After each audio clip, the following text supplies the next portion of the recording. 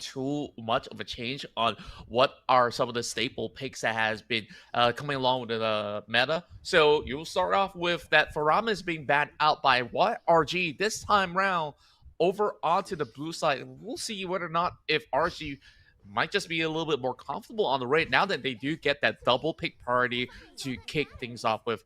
And on their side, with RGMY, we are looking at a 1-1 ban very early on. So, yeah, nothing too much have really changed in the spectrum as YG acts away the Matilda. Yeah, so far it's still the same bands all around. Just waiting for the Angela to be banned out as well. So I expect that to happen. Maybe even now because and even so for RSG, because if they don't use the ban onto Angela, pretty sure YOODO Giants will be happy to take out the Angela. But for the record, Jooms in this tournament he has not played the Angela. Now whether it's being banned or not, that is a second question. The fact that he has not played the Angela yet, so not sure about what whether he's comfortable with that because his playstyle has been more like the Kufra, the Cho, the Arlod, more engaging sort of heroes as compared to like an Angela that sits back a bit more.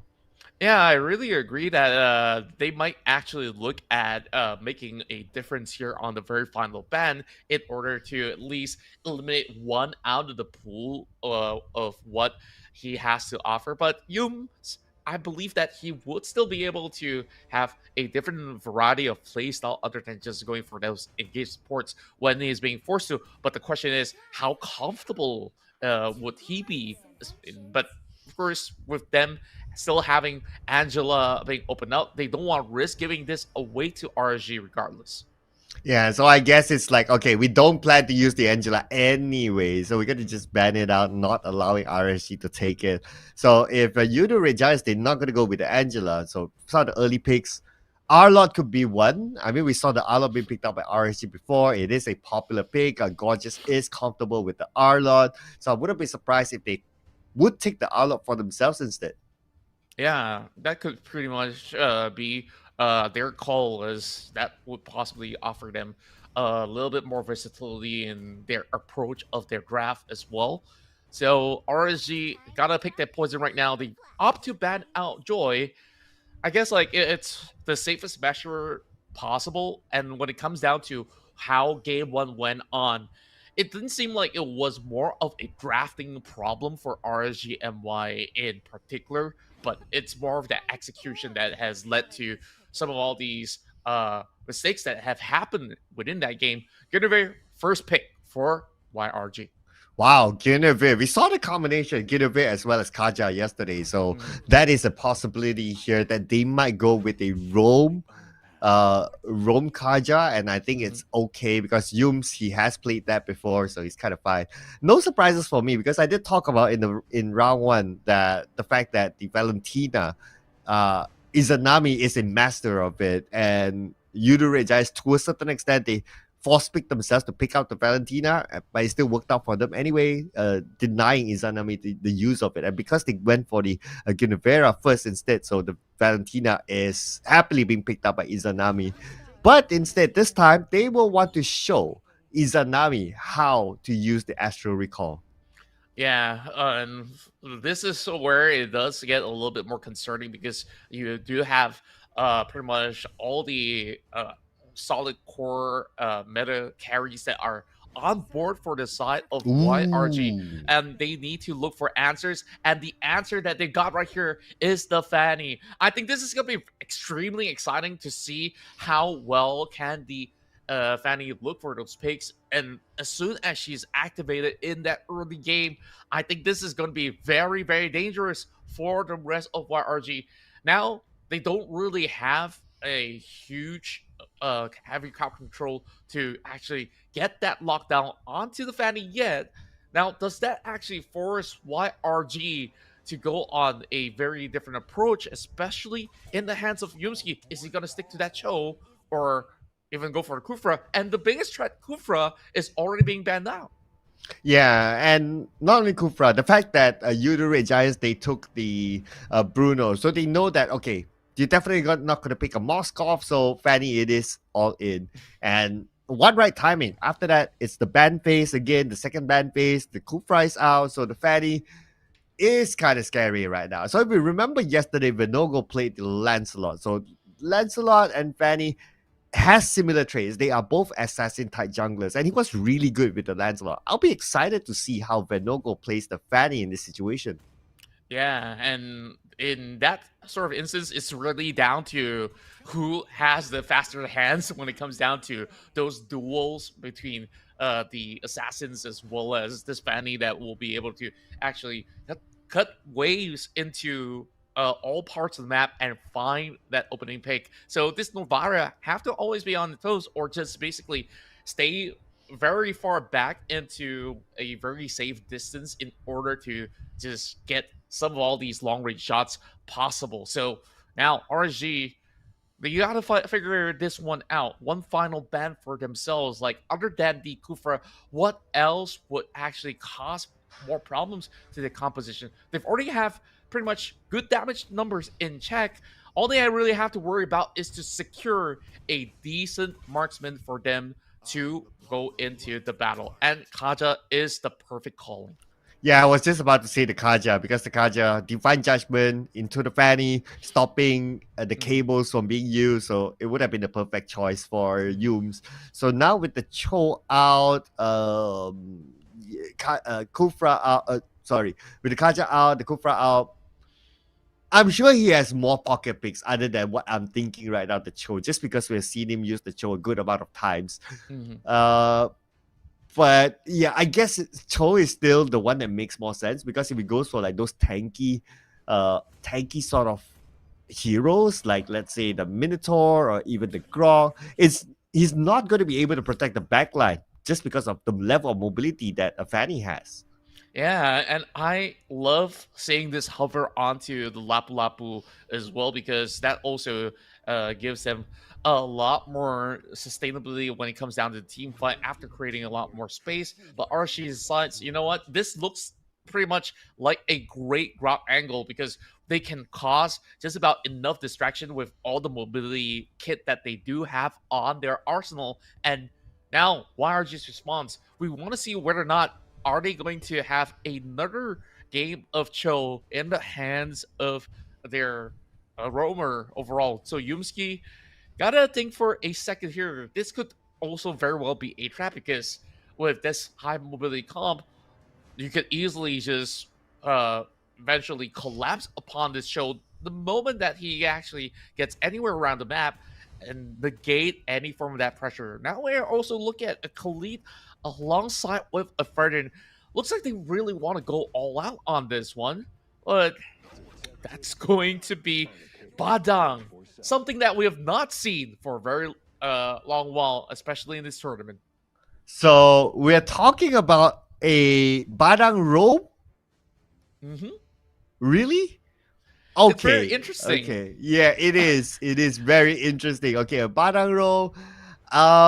I guess this is like, yeah, to a certain extent, it is an option to fight against the fatty. I mean, you pin him Hmm. against a wall and you get the stun in. It on theory it works, but okay, Badang Rome.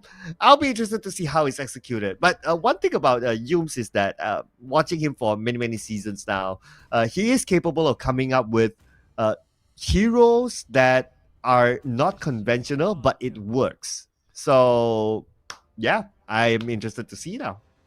That Yeah, is and I guess like if there's any other pick that I can call that actually makes a lot of sense is actually the Kai because the moment that the Fanny moves right in, you can just pin somebody down with the Hurricane through the wall. So I I think like Badang kind of locks somebody in for only a slight moment, but how long can you actually hold this Fanny out? Or perhaps they have a very different approach on how they really want to play this composition. So I would say let that man cook, and I just want to be wild if this Badang actually succeeds. If it's not, like we could just say, okay, this is something that they need to shelf before they get into the regular season. Okay, at least okay. I saw a swap earlier on before we switched the screen. So the Ginevera is going to be the Rome instead. I mean, that is also not something that we see all the time, but we have seen it played by Stone before with a win. So it is possible in this tournament, I'm saying. But anyway, ladies and gentlemen, let's jump into the game directly. This is going to be game number 2 between YOODO Red Giants and RSG MY. Stormski wastes no time to actually go in for the invade. I don't think that it's gonna be doing all too much in order to stop this orange buff take, but getting just about enough vital information right now. They're actually looking to hop on board to chase down against Stormski, but they will eventually let him go instead. Well, just to also be on the right note as well, it's actually Yumski on that Guinevere, so that actually makes a whole lot more sense. Yeah, I just pointed that out as well because Stone played that too with a win in this tournament. So, yeah, it is doable. This would, like what you say, makes a lot more sense. It was Badang on the roaming role that I would have a lot of questions there. But anyway, so it is what it is right now. But the good thing is that they had the Bada as the pocket pick towards the end, so at least that is somewhat an answer towards the Fanny, but looks like Bonzi is going to be happy to take the first blood. And that was a perfect catch on the dot, and now Yumski will be trying to lock down this player right below, but a Grok being Grok, it's not going to be easy for them to actually chunk down. And Yumski pretty much stuck. He will have to force a dive onto Lolios. And here we go. The Fanny has already arrived to the scene, just slicing through, getting another pickoff for RSG. Wow, but now we might see the revenge coming in. It's going to be Skies onto Izanami. That's going to be the first one for YOODO Red Giants. So a little bit of a trade there. He came at the right timing because the turtle is up. It's also pretty interesting to see that there's a couple of these unnecessary pickoffs, which just leads to YOODO Red Giants losing that tempo and just gives a lot more room for RSGMY to just go in for that full collapse. It's already 3-1, and I'm just looking at the top side of the jungle where every single time that they try to cut in for rotation, there is always going to be answers coming in from Bonzi now that he's already 2-0. Yeah, so now 2-0 for Bonzi. I mean, our lot is scalable. The moment you got the final slash, and that is scalable towards the late game as well, depending on what kind of build that he wants to go. He can go either for damage, or he wants to go 50-50, or even full defense. But I do expect Bonzi to go like for a full defense because they got the no-go who can dish out the damage, and obviously Lolius as well. So it's good amount of options there. They just need to protect Lolius, dishing out the free damage, and that's cool. Going for a little bit more of a failing attempt of Sekis in order to chase down Izanami. Not much that they can basically do to actually salvage him because he's way too far deep in the enemy lines and will have to give his own life for it. Yeah, not only that, he took some damage from the turret as well, so that kind of not help him and help RSG instead. So that was a good one there. But now Yums onto the back line, onto his opponent there, that is Stone. But no big moves, I must say. But speaking about big moves, look at the jungle invasion by RSG MY.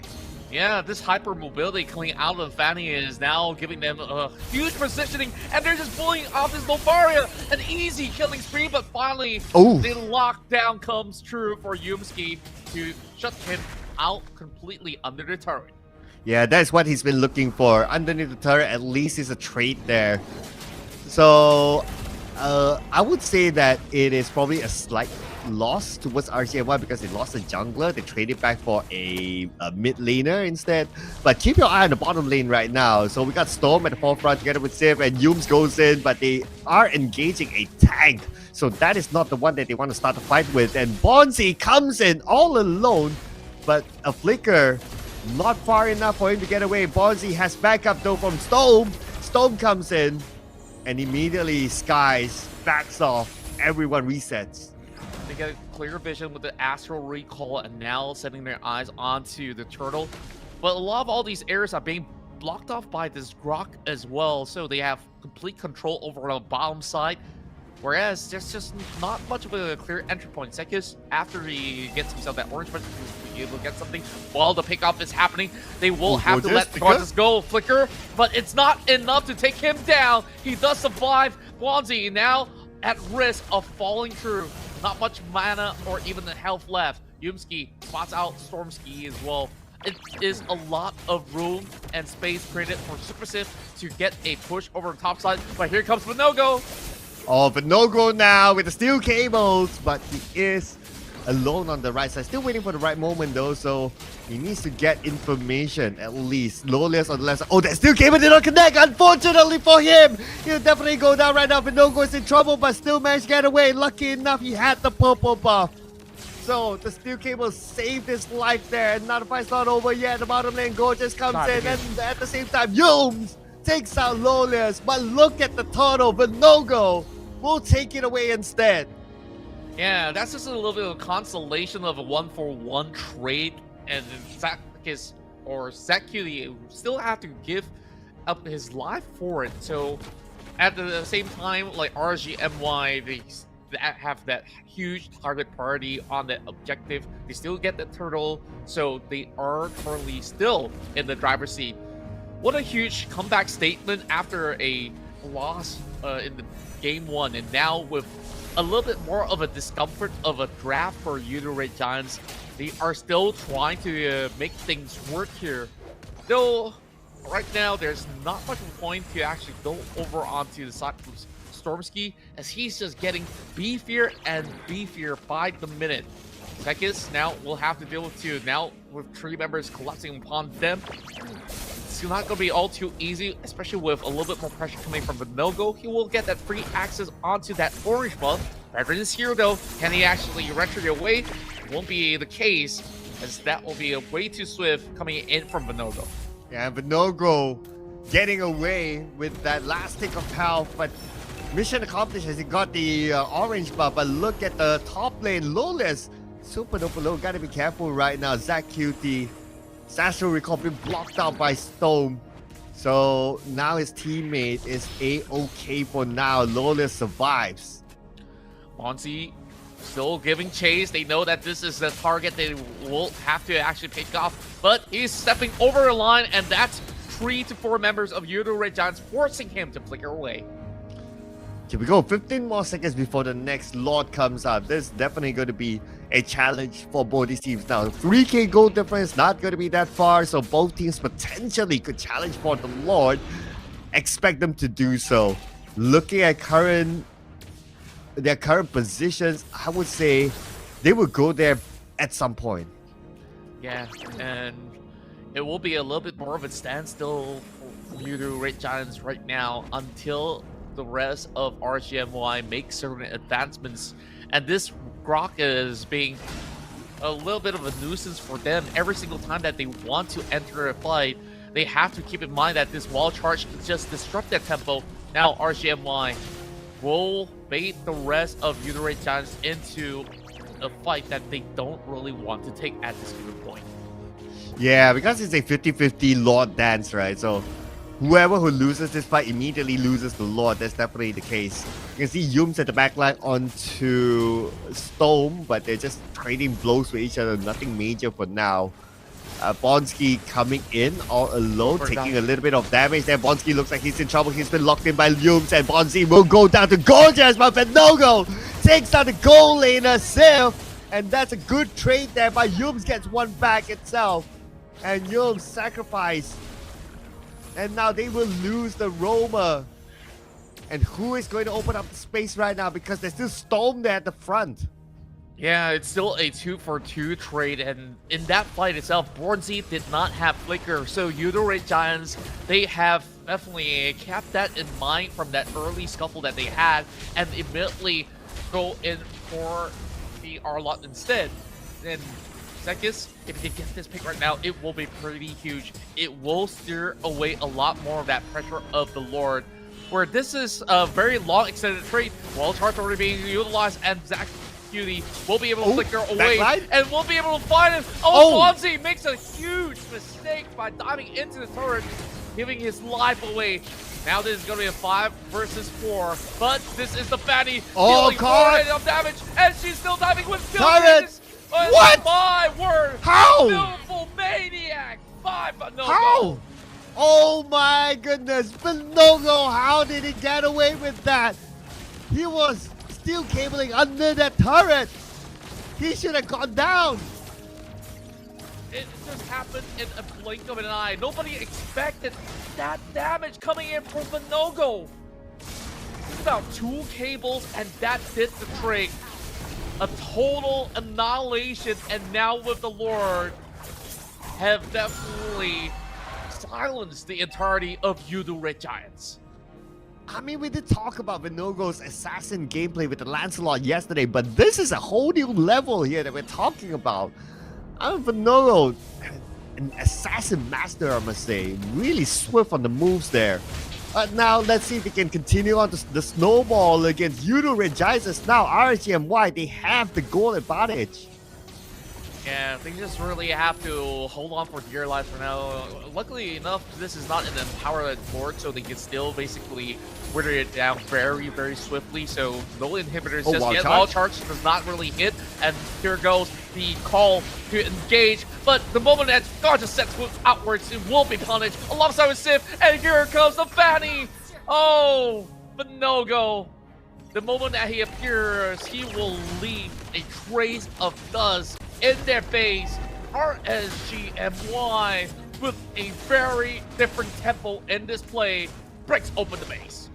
Who says it's a no-go? This is a big yes-go as he arrives right now onto the backline. A lot of damage onto Yooms, and there's nothing much that Yooms can do. He's taking a good amount of damage, but he gets away with it easily. Not going to be a problem. Only Gorgeous left. What is he going to do here? Now he has Super Sip together with him, together with ZQT. They will end this fight, but Gorgeous taken up by Lolias. One last hit to go, and RSGMY not backing down, bringing us to game number 3.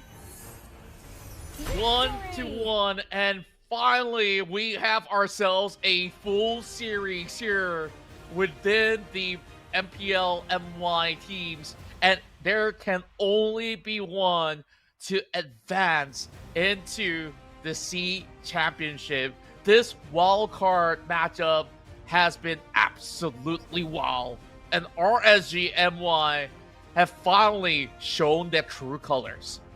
Yeah, RSGMY. Give Vinogo an assassin jungle, and he will show you how it's done. Give him the Lancelot, give him the Fanny, and he will run havoc onto the opponent's base. Yeah, and when we look back into the draft itself, like, I guess they were scrambling to find ways to deal with the Fanny right after the very first half of the composition draft, and in those fights, you need that Guinevere to target the Fanny, but it was just a lot of distraction created from the side of RSG in order to create that space, and Vinogo has just gotten pretty much that perfect scenario. This was that maniac moment and happening in a short moment in time. Now, let's watch how this one unfolds. Yeah, this is... Oh man, just look at this, just look at this, okay? And you thought that, okay, underneath the turret, he's gone, but look at that last tick of health escape by Vinogo. That took my breath away. That was insane stuff by Vinogo. Somehow he managed to survive that, and not only that, it was a maniac against YOODO Red Giants. Beautifully done by Vinogo indeed. Yeah, it definitely requires a lot of swift reflexes on how well he travels through the steel cables, and I think like there's no better way that he could have actually done that with, like you said, one last dot of a HP left and still managing to stay alive after all of that. So kudos to RSGMY. They finally found something that they're a whole lot more comfortable with, especially for Vinogo, the master assassin on the block. Yeah, and they weren't really, itemization wise, pretty standard, but they weren't really prepared, like with a Winter Truncheon, for example, to kind of deal with Vinogo. I guess YOODO Red Giants, they probably didn't think that, okay, he's going to be a big threat because we have the Padang, we have the Guinevere, so that's probably like the ideal counter towards a Vinogo. But itemization wise, not really deploying the Winter Truncheon enough uh, to deal with Vinogo. And I guess if that happens again after this, it's either they will want to try to ban out.